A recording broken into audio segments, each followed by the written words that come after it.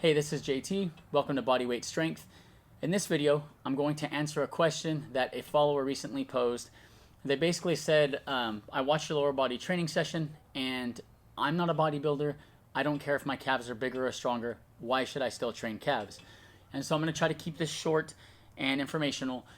You should still train calves or any other muscle in your body as part of your training routine, because when a muscle is trained, that muscle must provide energy to meet the training demand, right? So when you first start out, if you do one push-up, there's not a lot of energy needed to perform one push-up. But as your intensity of effort increases and you push yourself, the muscles must generate ATP to fuel the activity. ATP is a cellular energy basically to fuel the activity.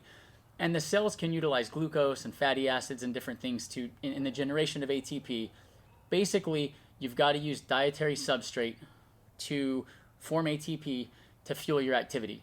The reason this is really important is that as physical activity becomes more intense, so as you personally, regardless of what shape you're in, as you personally increase your intensity of effort, which you'll hear me talk about a lot, it's really important with regards to exercise to make sure that you are putting forth, if you want efficient exercise, putting forth intensity of effort when you train. And when you do this, you're causing the body to adapt. And your body's basically saying like, hey, we're failing, we're hitting a wall, like we've got to get better at doing this. And the way your body's going to adapt to that partially is by increasing the number of mitochondria, the density of mitochondria. So each muscle cell, and your muscles as a whole, as an organ, as they're starting to be referred to now scientifically, muscle is looked at as a powerful anti-aging organ. And part of that reason is because the muscles are very dense basically carriers or of mitochondria. So the more mitochondria that you have, the denser the mitochondria, the more efficient the mitochondria, the more energy you can produce to fuel your physical activity. And so this is why you don't want to neglect to train any of the muscles in your body, amongst other reasons. But basically, if you go through a year of training and you just don't train calves for a year, you may not physically see a difference, but the musculature in the calves is going to have a lower number of mitochondria, a less efficient mitochondria. And so what's going to happen is those muscles in your calves are not going to be as good at burning dietary substrate. They're not going to be as good as at being a glucose sink or a fatty acid sink. So the more muscle that you carry, the more hypertrophy that you establish, the more strength that you build, the more your muscles are pushed to perform. And this goes to endurance work as well. If you're running, if whatever it is that you're doing, it doesn't have to be lifting, it doesn't have to be resistance training. But the more that your muscles are pushed through intensity of effort, the more mitochondria you're going to have.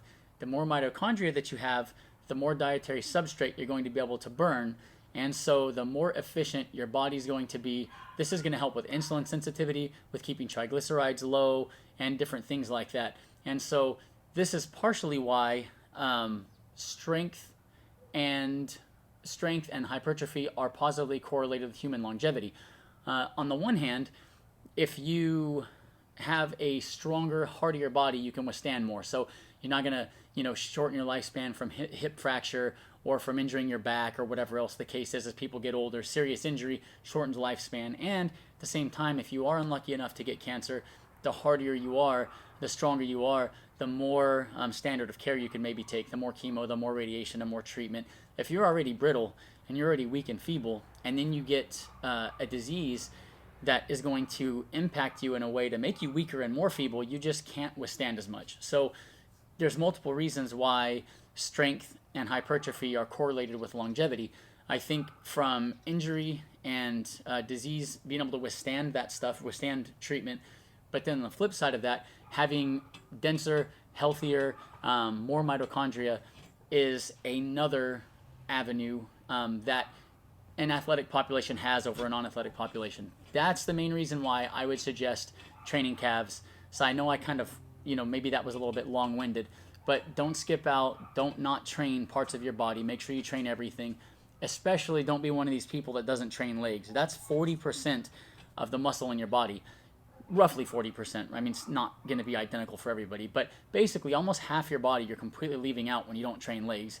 That means almost half of your body functioning to burn dietary substrate. Almost half your body that could be a glucose sink, a fatty acid sink, all these anti-aging effects, you're just going to get half of them. So definitely train lower body. And then within that, work calves in when you can. That's why you should train calves. It's an anti-aging mechanism.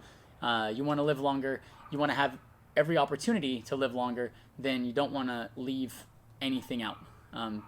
Yeah, that's pretty much it. If you haven't already followed the channel, do so. Click on the notification bell so you don't miss any videos. And thank you for supporting Bodyweight Strength.